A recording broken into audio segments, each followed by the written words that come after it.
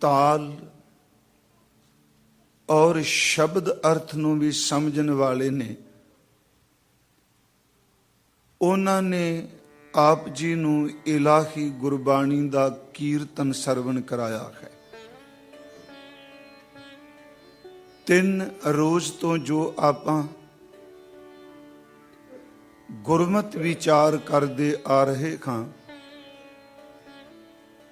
ਅੱਜ ਦੇ ਇਸ ਦੁਪਹਿਰ ਦੇ ਦੀਵਾਨ ਵਿੱਚ ਨਿਰਧਾਰਤ ਸਮੇਂ ਵਿੱਚ ਰਹਿ ਕੇ ਆਪਾਂ ਉਸ ਪ੍ਰਕਰਨ ਦੀ, ਉਸ ਵਿਚਾਰ ਦੀ ਸਮਾਪਤੀ ਕਰਾਂਗੇ। ਛਠਮ ਪੀਰ ਧੰਨ ਗੁਰੂ ਹਰਗੋਬਿੰਦ ਸਾਹਿਬ ਮਹਾਰਾਜ ਜੀ ਦਾ ਆਗਮਨ ਪੁਰਬ, ਸ਼੍ਰੀ ਅਕਾਲ ਤਖਤ ਸਾਹਿਬ ਜੀ ਦੀ ਸਿਰਜਣਾ ਔਰ ਬਾਬਾ ਬੰਦਾ ਸਿੰਘ ਬਹਾਦਰ ਜੀ ਦੇ ਸ਼ਹਾਦਤ ਦਿਵਸ ਜੋ ਪਿਛਲੇ ਦਿਨੀ ਨਿਕਲ ਕੇ ਗਏ ਨੇ, ਬੜੀ ਸੰਖੇਪ ਜੀ ਉਹਨਾਂ ਸੰਬੰਧੀ ਵੀ ਆਪ ਨਾਲ ਵਿਚਾਰ ਸਾਂਝੀ ਕਰਾਂਗਾ। ਆਪ ਇਕਾਗਰਤਾ ਤੇ ਅਸੀਸ ਬਖਸ਼ਿਓ।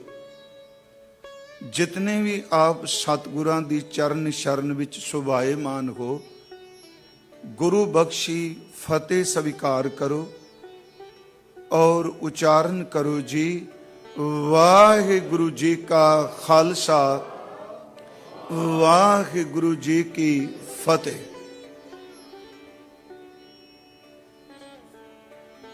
ਤਿੰਨ ਦੀਵਾਨਾਂ ਵਿੱਚ ਸਤਿਗੁਰੂ ਗੁਰੂ ਨਾਨਕ ਸਾਹਿਬ ਮਹਾਰਾਜ ਜੀ ਦੇ ਜਪਜੀ ਸਾਹਿਬ ਜੀ ਦੀ ਪਹਿਲੀ ਪੌੜੀ ਤੋਂ ਆਪਾਂ ਵਿਚਾਰ ਆਰੰਭ ਕੀਤੀ ਹੈ। ਕੁਝ ਸਤ ਸੰਗੀ ਜਿਨ੍ਹਾਂ ਨੇ ਤਿੰਨਾਂ ਦੀਵਾਨਾਂ ਦੀ ਹਾਜ਼ਰੀ ਭਰੀ, ਕੁਝ ਅੱਜ ਆਪਣੇ ਰੁਝੇਵਿਆਂ ਨੂੰ ਸੰਕੋਚਦੇ ਹੋਏ ਇਸ ਦੁਪਹਿਰ ਦੇ ਦੀਵਾਨ ਵਿੱਚ ਸਤਿਗੁਰੂ ਜੀ ਦੀ ਚਰਨ ਸ਼ਰਨ ਵਿੱਚ ਆਏ ਹੋ। ਮੈਂ ਸੰਖੇਪ ਜਿਹਾ ਫਿਰ ਸਿਰਫ ਇੱਕ ਪੰਛੀ ਚਾਹਤ ਕਿ ਅਸੀਂ ਵਿਚਾਰ ਕੀ ਕਰ ਰਹੇ ਸਾਂ, ਕਿਉਂਕਿ ਗੁਰੂ ਗ੍ਰੰਥ ਸਾਹਿਬ ਦੀ ਪਵਿੱਤਰ ਬਾਣੀ ਦੀ ਜਿਹੜੀਆਂ ਪ੍ਰਣਾਲੀਆਂ ਨੇ, ਕਿਸ ਕਿਸ ਢੰਗ ਨਾਲ ਗੁਰੂ ਗ੍ਰੰਥ ਸਾਹਿਬ ਜੀ ਦੀ ਬਾਣੀ ਦੀਆਂ ਵਿਆਖਿਆ ਪ੍ਰਣਾਲੀਆਂ ਨੇ, ਉਸ ਵਿੱਚ ਇੱਕ ਸੱਜਣ ਡਾਕਟਰ ਤਾਰਨ ਸਿੰਘ ਦੀ ਕਿਤਾਬ ਹੈ ਪੜ੍ਹਨ ਵਾਲੀ ਕਿ ਗੁਰਬਾਣੀ ਦੀਆਂ ਵਿਆਖਿਆ ਪ੍ਰਣਾਲੀਆਂ। ਉਸ ਵਿੱਚ ਸਭ ਤੋਂ ਪਹਿਲੀ ਜਿਹੜੀ ਪ੍ਰਣਾਲੀ ਦਾ ਉਹਨਾਂ ਜ਼ਿਕਰ ਕੀਤਾ ਹੈ, ਬਾਣੀ ਦੀ ਵਿਆਖਿਆ ਬਾਣੀ ਕਰਦੀ ਹੈ, ਕਿ ਗੁਰੂ ਗ੍ਰੰਥ ਸਾਹਿਬ ਦੇ ਸ਼ਬਦ ਦੀ ਵਿਆਖਿਆ ਸ਼ਬਦ ਕਰ ਰਿਹਾ ਹੈ। ਮੰਨ ਲਓ ਇੱਕ ਜਗ੍ਹਾ ਤੇ ਪ੍ਰਸ਼ਨ ਹੈ ਤੇ ਦੂਸਰੇ ਸਥਾਨ ਤੇ ਉਸ ਪ੍ਰਸ਼ਨ ਦਾ ਹਜ਼ੂਰ ਨੇ ਉੱਤਰ ਦਿੱਤਾ ਹੋਇਆ ਹੈ। ਕੋਈ ਸ਼ਬਦ ਐਸੇ ਨੇ ਜਿਨ੍ਹਾਂ ਦੇ ਨਾਲ ਨਾਲ ਹੀ ਸਤਿਗੁਰੂ ਨੇ ਅਰਥ ਖੋਲ ਦਿੱਤੇ। ਜਿਵੇਂ ਉਦਾਹਰਨ ਦੇ ਤੌਰ ਤੇ ਅਕਸਰ ਮੈਂ ਬੇਨਤੀ ਕਰਨਾ, ਹਜ਼ੂਰ ਦਾ ਬਚਨ ਹੈ, ਰੱਤੀ ਰਤ ਨਾ ਨਿਕਲੇ ਜੇ ਤਨ ਚੀਰੈ ਕੋਏ, ਜੋ ਤਨ ਰਤੇ ਰੱਬ ਸਿਉ ਤਿਤ ਤਨ ਰਤ ਨਾ ਹੋਏ। ਫਰੀਦ ਸਾਹਿਬ ਦਾ ਬਚਨ ਹੈ ਕਿ ਜਿਹੜੇ ਪਰਮਾਤਮਾ ਦੇ ਰੱਬ ਦੇ ਇਸ਼ਕ 'ਚ ਰੱਤੇ ਹੋਏ ਆ, ਉਹਨਾਂ ਦੇ ਜਿਸਮ ਨੂੰ ਚੀਰੋ ਤੇ ਉਹਨਾਂ ਵਿੱਚੋਂ ਰੱਤੀ ਜਿੰਨੀ, ਥੋੜੀ ਜਿਹਨੂੰ ਤੋਲਾ ਮਾਸਾ ਰੱਤੀ ਕਹਿੰਦੇ, ਰੱਤੀ ਜਿੰਨਾ ਵੀ ਰਤ ਖੂਨ ਨਹੀਂ ਨਿਕਲਦਾ। ਪਰ ਇੱਕ ਪ੍ਰਸ਼ਨ ਸੀ ਕਿ ਖੂਨ ਤੋਂ ਬਿਨਾਂ ਜਿਸਮ ਰਹੇਗਾ। ਅੱਗੇ ਫਿਰ ਸਤਿਗੁਰੂ ਨੇ ਇਸੇ ਸ਼ਲੋਕ ਦੇ ਅਰਥ ਕਰ ਦਿੱਤੇ। ਮਹੱਲਾ ਤੀਜਾ, ਇਹ ਤਨ ਸਭੋ ਰਤ ਹੈ, ਰਤ ਬਿਨ ਤਨ ਨਾ ਹੋਏ, ਜੋ ਸ਼ਹਿ ਰਤੇ ਆਪਣੇ ਤਿਤ ਤਨ ਲੋਭ ਰਤ ਨਾ ਹੋਏ। ਪਰ ਇੱਕ ਗੱਲ ਹੋਰ ਕੀਤੀ, ਲੋਭ ਰਤ ਕਿਵੇਂ ਸੁੱਕਦੀ ਹੈ? ਭੈ ਪਿਆ ਤਨ ਖੀਣ ਹੋਏ, ਲੋਭ ਰਤ ਵਿੱਚੋਂ ਜਾਏ, ਜਿਉਂ ਬੈਸੰਤਰ ਧਾਤ ਸ਼ੁੱਧ ਹੋਏ, ਤਿਉਂ ਖਰਕਾ ਭਉ ਦੁਰਮਤ ਮੈਲ ਗਵਾਏ। ਦੇਖੋ ਆਪਣੀ ਵਿਆਖਿਆ ਸ਼ਬਦ ਆਪ ਕਰ ਰਿਹਾ ਹੈ, ਮੈਂ ਜ਼ਿਆਦਾ ਡਿਟੇਲ 'ਚ ਨਹੀਂ ਜਾਣਾ। ਅਸੀਂ ਸ਼ੁਰੂਆਤ ਕੀਤੀ ਸੀ ਉਸ ਦਿਨ ਦੀਵਾਨ 'ਚ ਕਿ ਗੁਰੂ ਨਾਨਕ ਸਾਹਿਬ ਨੇ ਪਹਿਲੀ ਮੰਜ਼ਲ ਜਿਹੜੀ ਮਨੁੱਖ ਦੀ ਮਿਸ਼ੀ ਹੈ, ਮੈਂ ਮਨੁੱਖ ਸ਼ਬਦ ਵਰਤਾਂਗਾ क्योंकि हर मनुख नूं हक है वो गुरु ग्रंथ साहिब की बाणी पढ़ सकता है। हर इंसान नूं हक है कि वो परमात्मा की सिफत की बाणी गा सकता है। जे परमात्मा दे बनाए हुए आ तत्त सर्व व्यापक हर बंदा मान रहा है, पानी नूं मान रहा है, हवा नूं मान रहा है, आकाश विच रह रहा है, ते जिस रब की सिफत भी शब्द उचारण किया उहदे लई वितकरा क्यों है? सब उसनूं मान सकते हैं। ते वो सब तो पहला जिहड़ा हजूर ने साडे सामने टीचा रखिया वो सचियारता दा। ते मैं अर्ज कीती सी जिसनूं 10वें जामे हजूर ने खालसा शब्द किया, जिहड़ा अपने आप विच स्वतंत्र भी है ते जिहड़ा बिल्कुल जीओ निर्मल ते बाहरों निर्मल है, क्योंकि बाणी वार वार इसका जिक्र कर रही है। हजूर सच्चे पातशाह जी ने फिर जिहड़े साधन वरते जाते सन उन्हां 4 साधना का जिक्र किया। ये सिर्फ कथा उन्हां लई जिन्हां गुरमुखा अज दी हाजरी भरी है, लड़ी जुड़ जाएगी।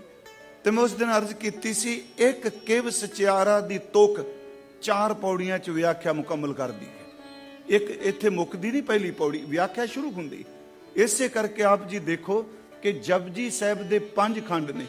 मैं उस दिन भी क्या पहला खंड कहंदा इस तो अगले च चल। धर्म खंड का है एहो धर्म, ज्ञान खंड का आखो कर्म। फिर ज्ञान खंड शुरू होंदा है, ज्ञान खंड सरम खंड तक ले जाता है, सरम खंड कर्म खंड तक ले जाता है। यही कारण कि कर्म खंड ते सच खंड की पौड़ी एक है। ते सतगुरु कह रहे ने पौड़ी दर पौड़ी कूड़ दी पाल तोड़ के तेरा निवास उत्थे होना चाहिए जिथे महाराज कहें तिथे भगत वसें के लो। हजूर ने पहला बचने किया कि सोचै सोच ना हो वही। सिर्फ थोड़े जे अर्थ, क्योंकि नहीं कि आप जी नहीं सुने। मैं पहला बेनती की, पहला सोच का अर्थ है शरीरक सुचमता। सोच ना होवी ओदा अर्थ मन की सुचमता। पहले चुप का अर्थ है जबान की चुप। चुप ना होवी ओदा अर्थ है मन की चुप। फिर असी कहने भुखिया का अर्थ है बाहर मुखी वर्त रखना। भुख ना उतरी का संबंध है मन की भुख। उस तो अगे सहस सियाणपा ये बाहर मुखी ने। एक ना चली नाल इहदा संबंध साडी आत्मा नाल है।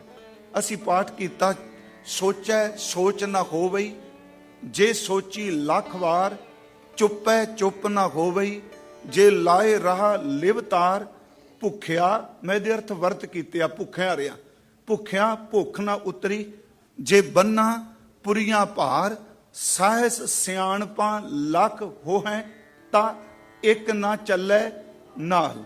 मैं फिर अर्ज करा इत्थे ता जिहड़ा है ये लघु है, दीर्घ नहीं। कन्ना लाया दीर्घ बनेगा। ता एक ना चलै नाल। फिर हजूर कहते ने सवाल उठाते ने किव सचियारा हुई है किव कूड़ा टुटै पान। देखो ये प्रश्न हजूर ने पैदा किया। फिर कह लगे हुक्म रजाई चलना नानक लिखिया नाल। असी पिछले 3 दिन यही सिर्फ तुक दे अर्थ कर रहे कि हुक्म के अर्थ मैं बेनती की सी इनू मानवी आर्डर नाल तुलना नहीं देनी। जिवें बंदा हुक्म करदा है आ काम कर दो जिहदे कोल वड्डी पदवी है, पर याद रखो कई बारी हुक्म करन वाले दी मौत हो जाती है। हुक्म बाद विच दूजा बंदा उन्हें लागू कराई जाता है। जे परमात्मा देश काल तो रहत है तो उहदा हुक्म भी देश काल तो रहत है। उस हुक्म विच हुक्मी आप वरतदा है। महाराज कहते हुक्म रजाई चलना नानक लिखिया नाल। फिर वो हुक्म जिन्हों असी मैं कहा सी दैवी शक्ति, दैवी मर्जी, दैवी विधान, उस दे हुक्म तो बिना तो शरीर भी नहीं हिल सकता जी। आ जिन्ने कोई चलता पे उस दिन क्या भै विच पवन वह सदवाओ, भै विच चलना लख दरियाओ, भै विच अगन कड्डे विगार। की है विचे धरती विचै पानी विच काष्ट अगन तरीजै। ये हुक्म करके है। बकरी सिंह इक तै थै राखै, मन खार जप भरम भौ दूर कीजै। महाराज ने क्या भीतर अगन बनासपत मौली, सागर पंडै पाया। एक हुक्म दा वर्तारा है। फिर इहदे हुक्म है कि पर बाबा जी ने नाल कह दिता उन्होंने कोई कह नहीं सकता। उस दे हुक्म नूं कोई बयान नहीं कर सकता। हुक्म रजाई चलना है तो उन्होंने कमा सकना है। जे कहें भी मैं सारा बोल के दस जाऊंगा तो यह नामुमकिन है, क्या नहीं जा सकता। हुक्म रजाई चलना नानक लिखिया नाल। फिर अगे सतगुरु उस दैवी शक्ति, दैवी मर्जी, शब्द वरता, दैवी इच्छा में लफ्ज वरते।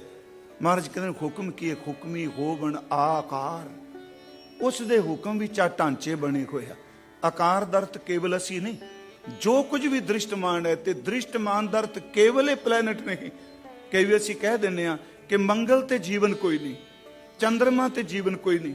असी अपने जीवन नाल तुलना मत दईए कि जीवन केवल इस प्लैनेट दा ही जीवन है। हो सकदा उस जीवन की परिभाषा साडे तो वखरी होवे। हवावां किवें चलदियां पईआं, कोई ताकत चला रही है ना।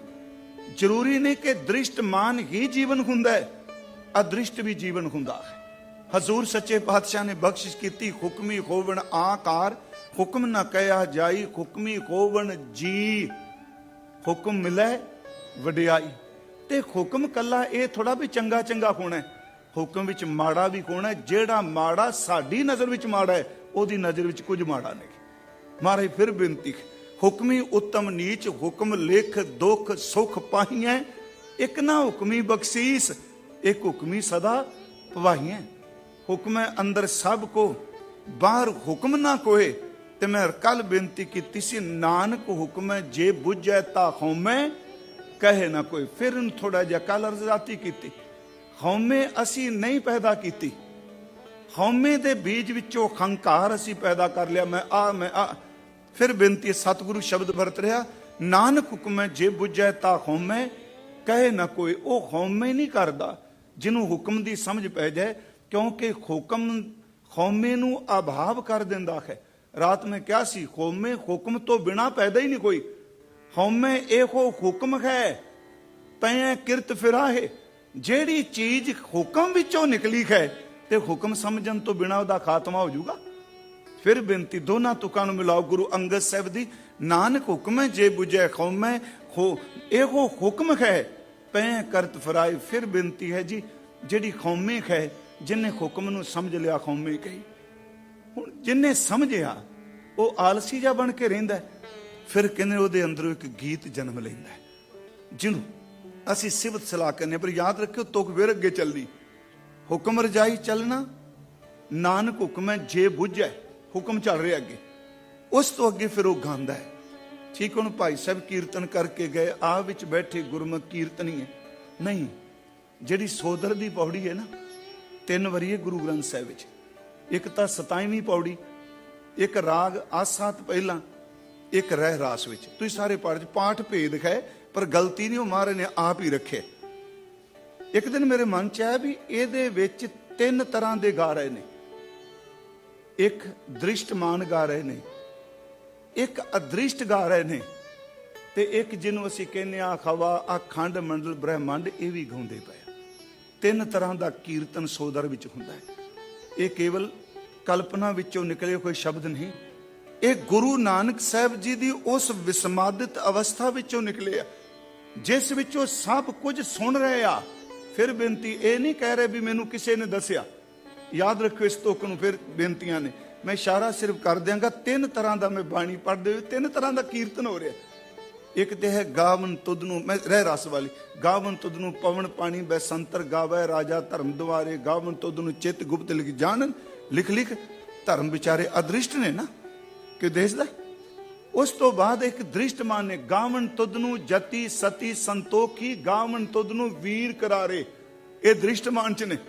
गुरमुखो एक होर भी ने, गावन तुदनू खंड मंडल वर भंडार। ये कौन है? 3 आप जी फिर जदों रात पाठ करोगे ध्यान नाल देखियो, 3 तरह का कीर्तन हो रहा है।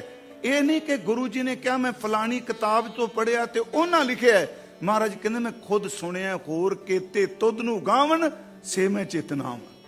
इसका मतलब मैं उन्होंने अनुभव किया, महसूस किया। हुण जिहड़ा गांदा है, गाउण दा अर्थ इक तां कीर्तन है। वैसे शुक्र करिए वाहिगुरू जी का, सतगुरु ने सानू संगीत दे दिता।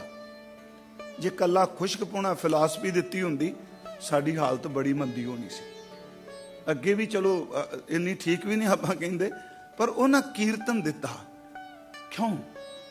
मैं पंजाबी च बोल रहा, मैं फिर बेनती करा, आप जी मेरी गल समझ रहे हो, क्योंकि उस बारे तुहानू जानकारी, जिहड़ा पंजाबी नहीं समझदा वो मेरे शरीर की हरकत देखेगा, पर मन च सोची जाएगा बंदा हाथ क्यों ला रहा है, वो उकता जाएगा। ਕਿਉਂਕਿ ਮੇਰੀ ਗੱਲ ਉਹਨੂੰ ਸਮਝ ਪੈਗੀ ਜਿਹੜਾ ਪੰਜਾਬੀ ਜਾਣਦਾ ਹੈ। ਅੰਗਰੇਜ਼ੀ ਦੀ ਗੱਲ ਅੰਗਰੇਜ਼ੀ ਵਾਲੇ ਨੂੰ, ਫਾਰਸੀ ਦੀ ਗੱਲ ਫਾਰਸੀ ਵਾਲੇ ਨੂੰ। ਜਿੰਨੀ ਮਰਜ਼ੀ ਕੀਮਤੀ ਕੋਈ ਗੱਲ ਅਰਬੀ ਵਿੱਚ ਕਰੇ, ਸਾਡੇ ਲਈ ਸਿਰਫ ਬੁੱਲ ਹਿਲਦੇ ਆ, ਸਕੂਨ ਤਾਂ ਨਹੀਂ ਨਾ। ਪਿਆਰਿਓ ਯਾਦ ਰੱਖਿਓ, ਸੰਗੀਤ ਬ੍ਰਹਿਮੰਡ ਦੀ ਆਵਾਜ਼ ਹੈ, ਸੰਗੀਤ ਰੱਬ ਦੀ ਆਵਾਜ਼ ਹੈ। ਕੁਝ ਵੀ ਸਮਝ ਨਾ ਆਉਂਦਾ ਹੋਵੇ ਬੋਲਣ ਵਾਲੇ ਦਾ, ਜਦੋਂ ਸੰਗੀਤ ਵਿੱਚੋਂ ਲੈ ਤੇ ਤਾਲ ਵਿੱਚ ਗਾਉਂਦਾ ਹੈ ਤੇ ਸ਼ਬਦ ਦੀ ਕਰਾਮਾਤ ਐਸੀ ਵਰਦੀ ਖਿੰਦੇ ਹੋਏ ਮਨ ਨੂੰ ਟਿਕਾ ਕੇ ਚਲੀ ਜਾਂਦੀ ਹੈ। ਸਤਿਗੁਰਾਂ ਨੇ ਕੀਰਤਨ ਦਾ ਸਹਾਰਾ ਲਿਆ, ਰਾਗ ਦਾ ਸਹਾਰਾ ਲਿਆ। ਸਾਰੀ ਬਾਣੀ ਕਾਵਿਕ ਹੈ। ਮੈਂ ਫਿਰ ਬੇਨਤੀ ਕਰਾਂ, ਉਹ ਗਾ ਰਹੇ ਨੇ ਤੇ ਗਾਉਂਦੇ ਕੀ ਨੇ, ਜਿੰਨੀ ਜਿੰਨੀ ਕਿਸੇ ਨੂੰ ਸਮਝ ਪਈ। ਹੁਣ ਯਾਦ ਰੱਖਿਓ, ਤਾਣ ਵਾਲਾ ਦਾਤ ਨਹੀਂ ਗਾ ਰਿਹਾ, ਦਾਤ ਵਾਲਾ ਵਿਦਿਆ ਇਹ ਵੇਦ ਨਹੀਂ ਗਾ ਰਿਹਾ, ਵੇਦ ਵਾਲਾ ਜਿਹੜਾ ਉਹ ਨੇੜੇ ਦੂਰ ਨਹੀਂ ਗਾ ਰਿਹਾ। ਗਾ ਉਹਨਾਂ ਕੁ ਰਹੇ ਨੇ ਜਿੰਨੀ ਜਿੰਨੀ ਕੁ ਝਲਕ ਪਈ ਹੈ। ਮੈਂ ਰਾਤੀ ਸੋਚ ਰਿਹਾ ਸਾਂ, ਜਦੋਂ ਇਹ ਕਥਾ ਕਰਨ ਤੋਂ ਬਾਅਦ ਕੋਈ ਸ਼ਬਦ ਕੋਈ ਵਰਤਿਆ, ਗਾਵੇ ਕੋ ਤਾਣ ਹੋਵੇ ਕਿਸੈ ਤਾਣ, ਗਾਵੇ ਕੋ ਦਾਤ ਜਾਣੈ ਨਿਸ਼ਾਨ, ਗਾਵੇ ਕੋ ਗੁਣ ਵਡਿਆਈਆਂ ਚਾਰ, ਗਾਵੇ ਕੋ ਵਿਦਿਆ ਵਿਖਮ ਵਿਚਾਰ, ਗਾਵੇ ਕੋ ਸਾਜ ਕਰੇ ਤਨ ਖੇ, ਗਾਵੇ ਕੋ ਜੀ ਲੈ ਫਿਰ ਦੇਹ, ਗਾਵੇ ਕੋ ਜਾਪੈ ਦਿਸੈ ਦੂਰ, ਗਾਵੇ ਕੋ ਵੇਖੈ ਹਾਦਰਾ ਹਦੂਰ। ਇਹ ਕਿਉਂ ਕਹਿ ਦਿੱਤਾ ਅਖੀਰ ਤੇ, ਕਥਨਾ ਕਥੀ ਨਾ ਆਵੇ ਟੋਟ, ਕਿਉਂਕਿ ਉਹ ਇੱਕ ਇੱਕ ਨੁਕਤੇ ਨੂੰ ਲੈ ਕੇ ਗਾ ਰਿਹਾ। ਤਾਕਤ ਵਾਲਾ ਕਹਿੰਦਾ ਰੱਬ ਮੇਰਾ ਤਾਕਤ ਵਾਲਾ ਹੈ।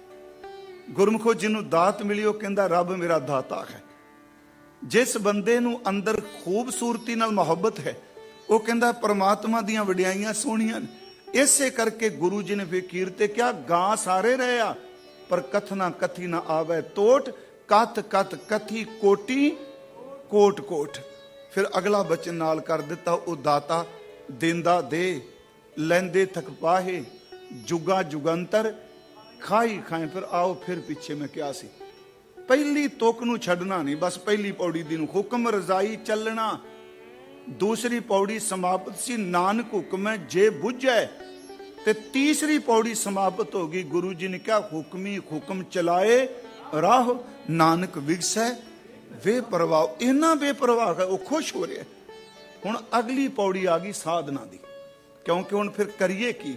ਇਹਦੇ ਵਿੱਚ ਤਾਂ ਸਿਰਫ ਕਿਆ ਹੁਕਮ ਰਜਾਈ ਚੱਲਣਾ ਹੈ, ਤਾਂ ਸਾਧਨਾ ਜ਼ਰੂਰ। ਇੱਥੇ ਸਾਧਨਾ ਦਾ ਮਤਲਬ ਅਸੀਂ ਕੀ ਕਰੀਏ।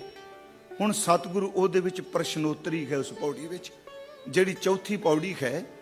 ਇਸ ਨੂੰ ਫਿਰ ਅੱਗੇ ਆਪਾਂ ਤੁਰੀਏ। ਜਿਹੜਾ ਹੁਕਮੀ ਆਪਣੇ ਹੁਕਮ ਚਲਾ ਰਿਹਾ ਹੈ ਤੇ ਉਹ ਨਾਰਾਜ਼ ਨਹੀਂ ਹੁੰਦਾ।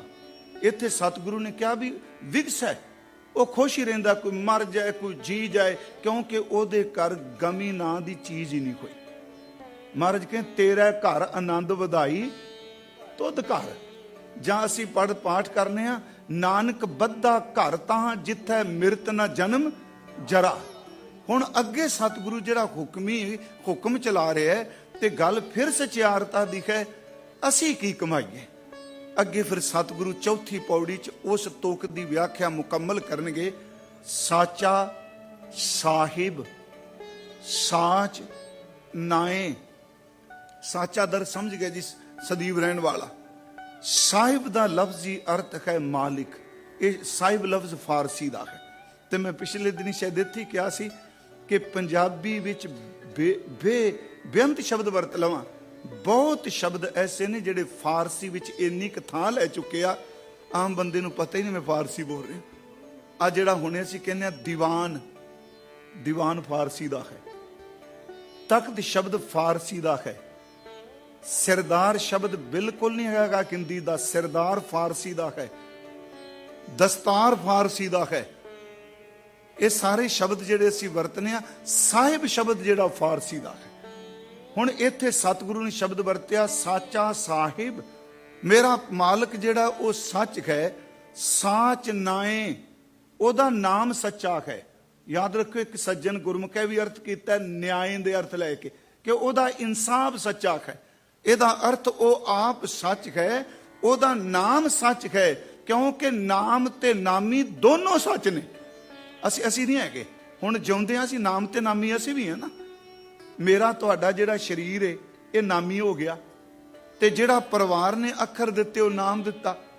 ਨਾਮੀ ਮਰ ਜਾਣਾ, ਨਾਮ ਕਈ ਵਾਰੀ ਬੰਦੇ ਦਾ ਰਹਿ ਜਾਂਦਾ, ਪਰ ਉਂਝ ਵੈਸੇ ਨਾਮ ਵੀ ਮਰ ਜਾਂਦਾ। ਆਇਆ ਗਿਆ ਮੋਇਆ ਨਾਉ, ਆਇਆ ਗਿਆ ਤੇ ਨਾਮ ਮਰ ਗਿਆ।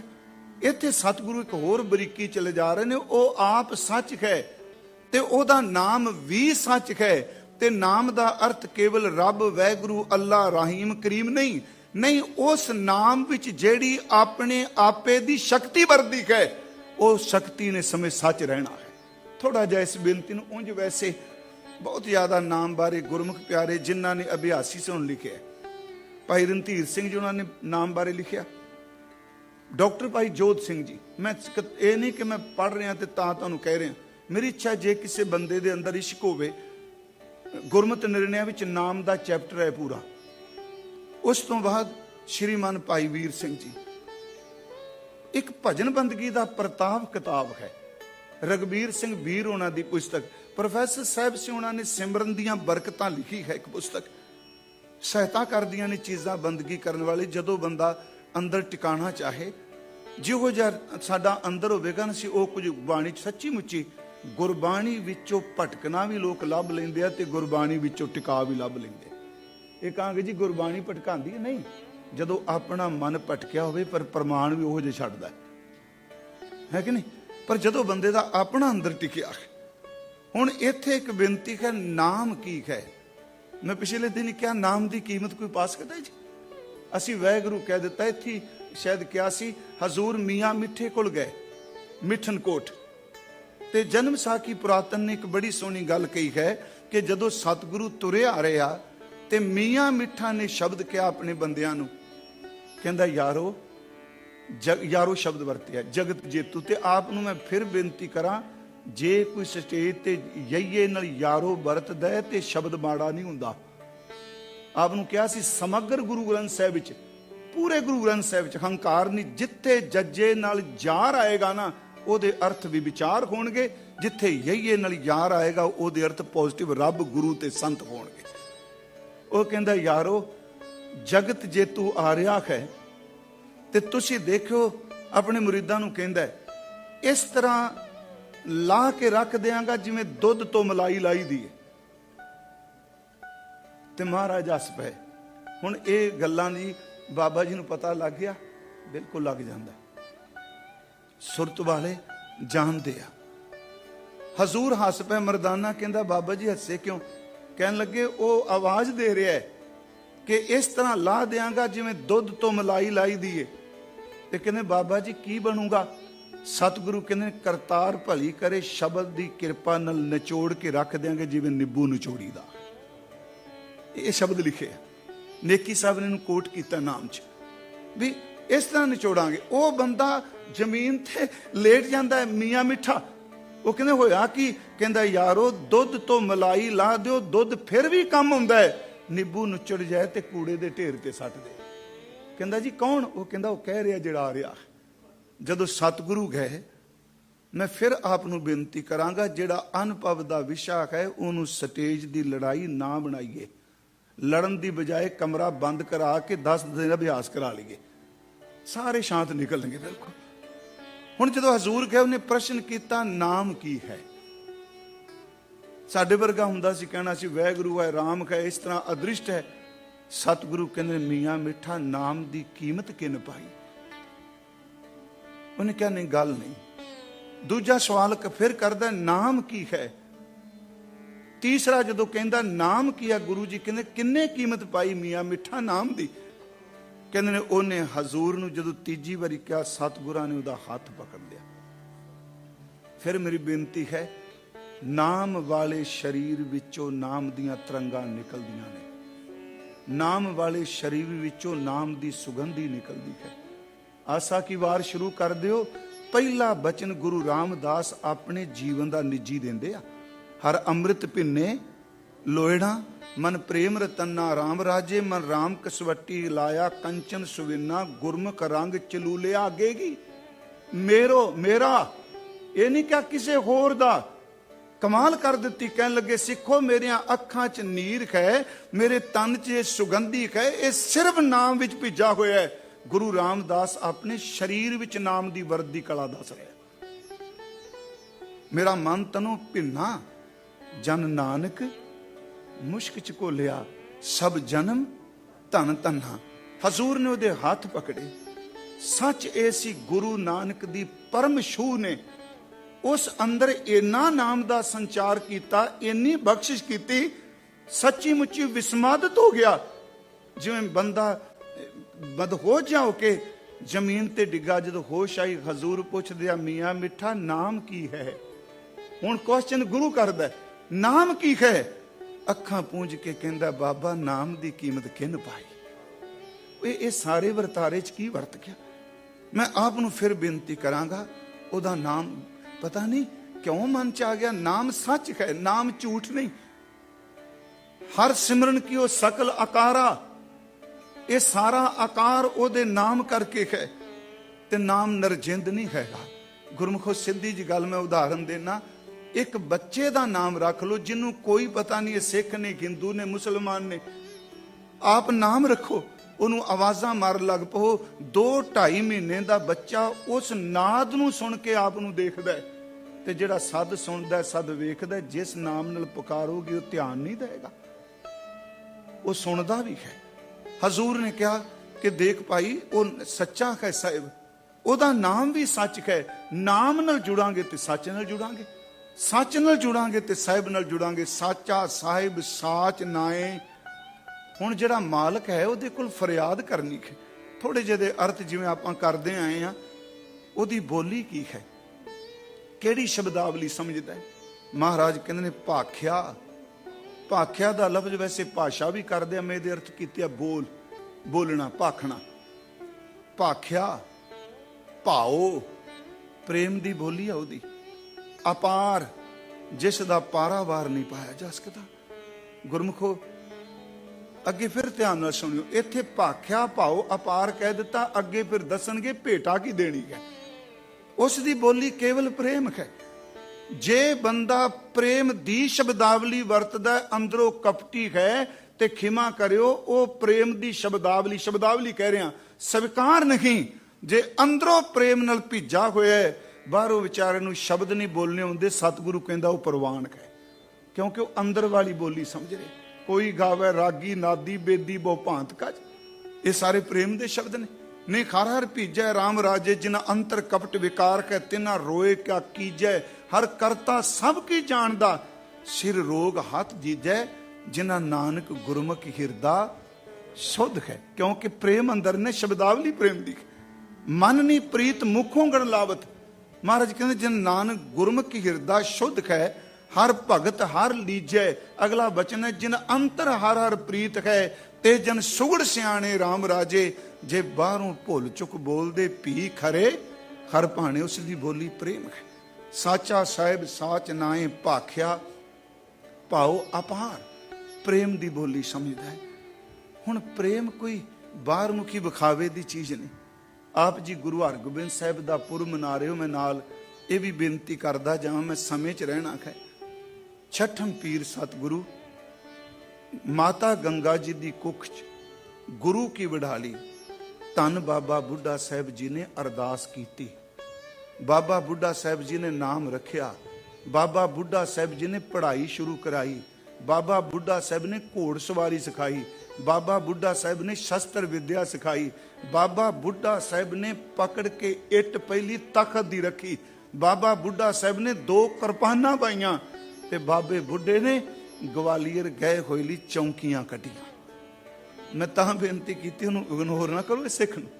हजूर सच्चे पातशाह महाराज उन्हां दे जीवन च देखो, एक तां चलो असी मीरी पीरी दी गल करने, ये आप सब नूं पता है कि मीरी दा संबंध असी अक्सर करने आ सियासत नाल, है ना, ते पीरी दा संबंध रुखानियत नाल करने, कोई शक नहीं।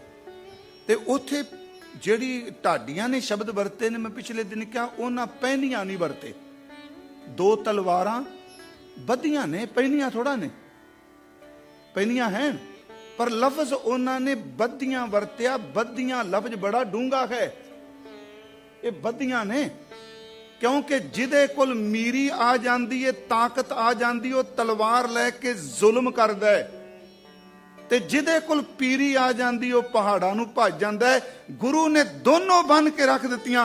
सच एवे उन्हें मीरी ते पीरी दा सिद्धांत पैदा किया। बनियां दा अर्थ उन्हें भगती ते शक्ति कट्ठी कर दित्ती। ਸੰਤ ਤੇ ਸਿਪਾਹੀ ਇਕੱਠਾ ਕਰ ਦਿੱਤਾ, ਉਹਨੇ ਰਬਾਬ ਤੇ ਨਗਾਰਾ ਇਕੱਠਾ ਕਰ ਦਿੱਤਾ, ਉਹਨੇ ਅੰਮ੍ਰਿਤ ਵੇਲੇ ਆਸਾ ਕੀ ਵਾਰ ਸਤਿਗੁਰਾਂ ਨੇ ਤੇ ਸ਼ਾਮ ਨੂੰ ਢਾਡੀਆਂ ਦੀਆਂ ਵਾਰਾਂ ਇਕੱਠੀਆਂ ਕਰ ਦਿੱਤੀਆਂ। ਉਹ ਬੱਧੀਆਂ ਨੇ ਭਾਈ ਸਾਹਿਬ ਨੇ, ਜਿਹੜੇ ਢਾਡੀ ਸਿੰਘਾਂ ਨੇ ਸ਼ਬਦ ਵਰਤੇ। ਹੁਣ ਇੱਕ ਬੇਨਤੀ ਹੋਰ ਹੈ, ਮੈਂ ਪਿਛਲੇ ਦਿਨ ਹੀ ਕਿਹਾ, ਪੀਰੀ ਦੀ ਕਿਰਪਾਨ ਕਿਉਂ? ਚਲੋ ਅਸੀਂ ਕਹਾਂਗੇ ਚਿੰਨ, ਇਹ ਇਕੱਲੇ ਚਿੰਨ ਨਹੀਂ ਜੀ ਪਿਆਰਿਓ, ਚੇਤੇ ਰੱਖਿਓ ਚਿੰਨ ਨਰਜਿੰਦ ਹੁੰਦਾ ਹੈ। ਕਈ ਵਾਰੀ ਚਿੰਨ ਨਰਜਿੰਦ ਹੁੰਦਾ ਹੈ ਨਾ, ਪਰ ਇਸ ਚਿੰਨ ਦੇ ਵਿੱਚ ਇੱਕ ਜਿੰਦ ਕੰਮ ਕਰ ਰਹੀ ਜਿਹਨੂੰ ਗੁਰੂ ਗੋਬਿੰਦ ਸਿੰਘ ਕਹਿੰਦੇ ਆ। ਇਹ ਨਰਜਿੰਦ ਨਹੀਂ, ਇਹ ਨਰਜਿੰਦ ਨਹੀਂ। ਹਾਂ, ਜਿੰਨੇ ਸਮਝਣਾ ਨਹੀਂ ਉਹਦੇ ਵਾਸਤੇ ਕੁਛ ਵੀ ਜਿੰਦ ਨਹੀਂ। ਉਹ ਤਾਂ ਗੁਰੂ ਗ੍ਰੰਥ ਸਾਹਿਬ ਨੂੰ ਵੀ ਕਹਿੰਦਾ ਹੈ ਕਿ ਬੋਲਦਾ ਥੋੜਾ ਹੈ ਨਹੀਂ, ਇੱਕ ਤਾਕਤ ਹੈ। ਪੀਰੀ ਕੀ ਹੈ? ਹਾਲਾਂਕਿ ਗੁਰੂ ਗ੍ਰੰਥ ਸਾਹਿਬ ਦੇ ਵਿੱਚ ਮੈਂ ਬੇਨਤੀ ਕਰਾਂ, ਜਿਨ੍ਹਾਂ ਇਬਾਦਤ ਕੀਤੀ ਕਈਆਂ ਨੇ ਤਲਵਾਰ ਪਕੜੀ ਵੀ ਨਹੀਂ, ਪਰ ਉਹਨਾਂ ਨੇ ਸਿਮਰਨ ਦੀ ਵਿਆਖਿਆ ਤਲਵਾਰ ਨਾਲ ਕੀਤੀ। ਵਾਟ ਹਮਾਰੀ ਖਰੀ ਉਡੀਣੀ, ਖੰਨਿਓ ਤਿੱਖੀ ਬਹੁਤ ਪੀਣੀ। ਫਰੀਦ ਸਾਹਿਬ, ਖੰਨਿਓ ਤਿੱਖੀ ਬਹੁਤ ਪਈਣੀ, ਉਸ ਉਪਰ ਹੈ ਮਾਰਗ ਮੇਰਾ, ਸ਼ੇਖ ਫਰੀਦਾ ਪੰਥ ਸੰਭਾਰ ਸਵੇਰਾ। ਗੁਰੂ ਅਮਰਦਾਸ ਆ ਖੁੰਡੀ ਜ਼ਰੂਰ ਪਕੜਦੇ ਸਨ, ਪਰ ਤਲਵਾਰ ਦਾ ਨਹੀਂ ਕਿਤੇ ਪੜਿਆ। ਪਰ ਉਹਨਾਂ ਨੇ ਵੀ ਕਿਹਾ ਪੀਰੀ ਬਹੁਤ ਔਖੀ ਹੈ, ਕਿ ਖੰਨਿਓ ਤਿੱਖੀ ਵਾਲੋ ਨਿੱਕੀ ਏਤ ਮਾਰਗ ਜਾਣਾ।